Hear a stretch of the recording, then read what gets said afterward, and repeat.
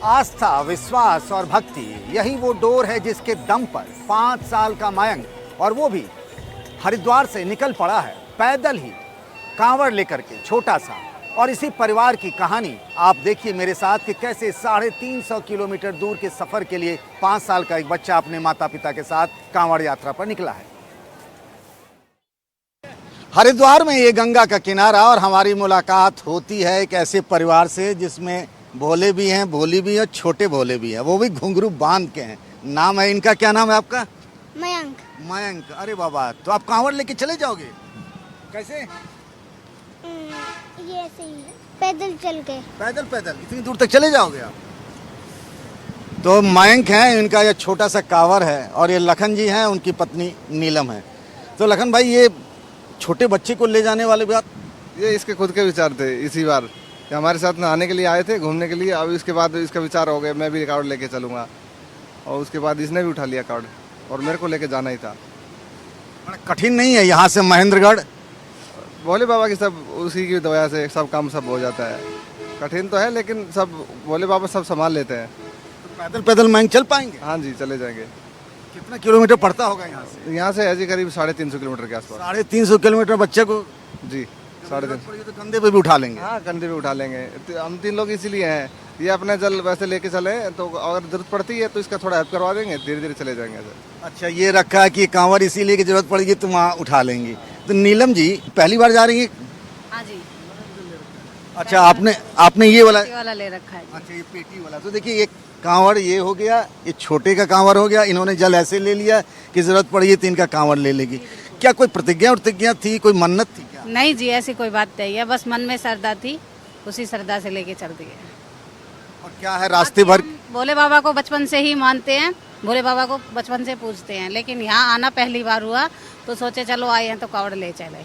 बच्चा बोला हम भी लेके चलेंगे, तो बच्चों को भी मतलब कहे चलो सपोर्ट करेंगे, आप ले चलो। इसकी श्रद्धा को थोड़ी ना मारना था हमें, मैंने कहा चलो आप ले चलो। कितनी उम्र है मयंक की? ये 5 साल के हैं। खुद इसी ने जिद कर दी? इसी ने जिद की, ये तो बंटे वाली ले जाने की जिद कर रहा था, लेकिन ये तो हमने इसको ऐसे झूला कावड़ दिलवा दिया है। तो ये परिवार है, देखिए कहते हैं ना, आस्था, विश्वास, श्रद्धा, भक्ति, और भक्ति की वो शक्ति, और उसी शक्ति का रूप है कि तीनों परिवार, बच्चा, पति पत्नी कांवड़ लेकर इस तरीके से चल पड़े हैं। 350 किलोमीटर जाना है, सोचिए ना, पैदल पैदल ही। यहाँ 5-7 किलोमीटर पैदल चलने पड़ते तो लोगों की छींकें निकल आती हैं, लेकिन यही भक्ति है, और उस भक्ति की शक्ति है जिसके दर्शन हमें आज हरिद्वार में मिले हैं।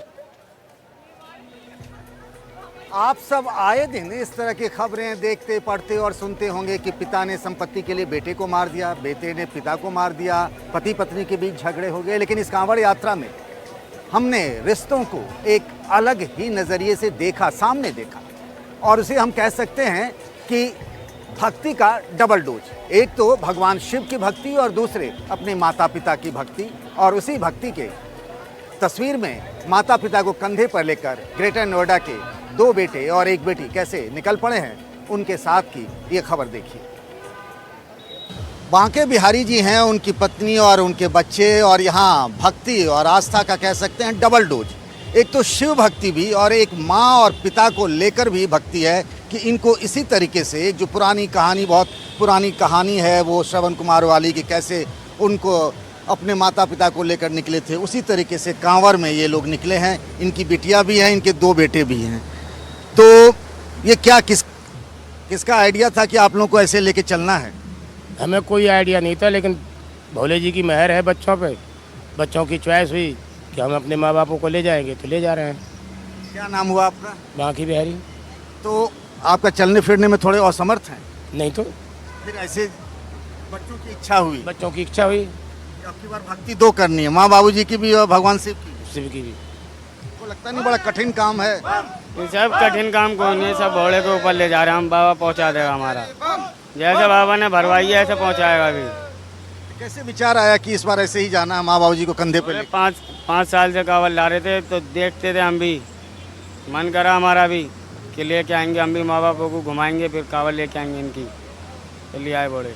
कई वीडियो देखा था क्या आपने ऐसे लेके जाते हुए? वीडियो में देखा था मोबाइल में। अच्छा। बस बड़े हमारा भी मन करने लगा कि हम भी आपकी छठी कावड़ लाएंगे, तो ये लेके आएंगे। तो यहाँ से क्या जाने का प्लान है?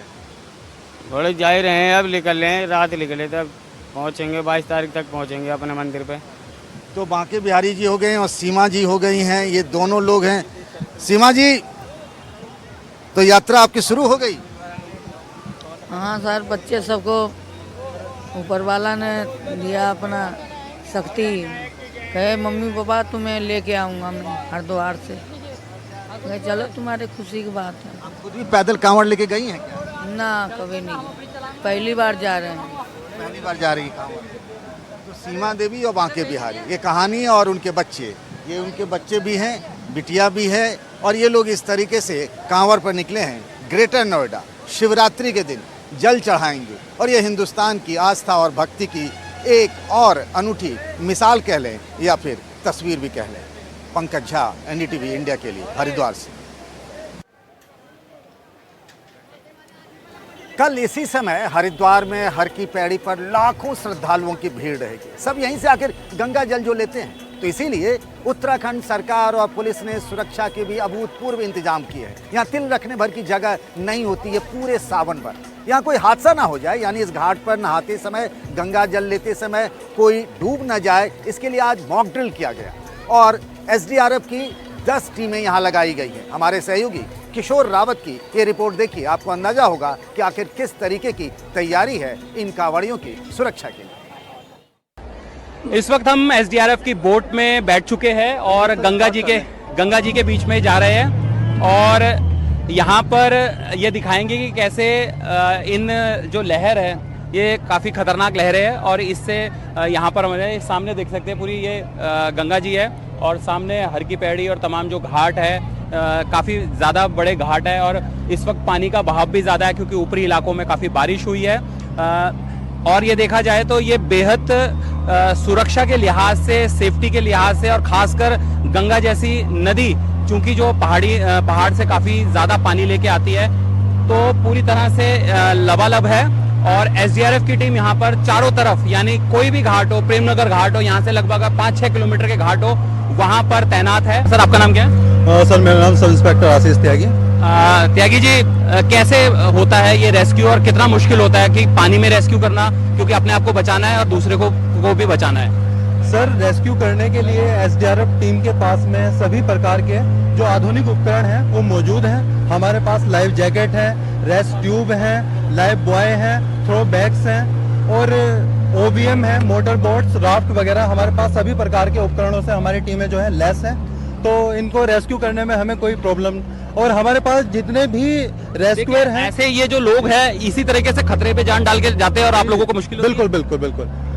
जैसे ये जाते हैं तो हम इनको लाइफ बॉय फेंक के, थ्रो बैग इनके पास फेंक के, या अगर बाहर है या हमारी उससे, तो हम इनको रेस्क्यू, हमारे जो रेस्क्यूअर हैं इनको करते हैं। ये जो रेस्क्यू का काम होता है इसमें मैन पावर तो चाहिए, इसमें विल पावर भी, मैन पावर के साथ विल पावर भी चाहिए कि हम किसी डूबते हुए को अकेले अगर बचाने की कोशिश करते हैं तो उसमें अगर हमारा विल पावर होगा तो हम उसको अच्छी तरह से रेस्क्यू कर सकते हैं। आपने जहाँ तक बात की कि रेस्क्यू में आने वाली कठिनाइयों के बारे में, तो कठिनाइयाँ तो बहुत है क्योंकि व्यक्ति का जीवन बचाना इस धरती पर सर्वोपरि है।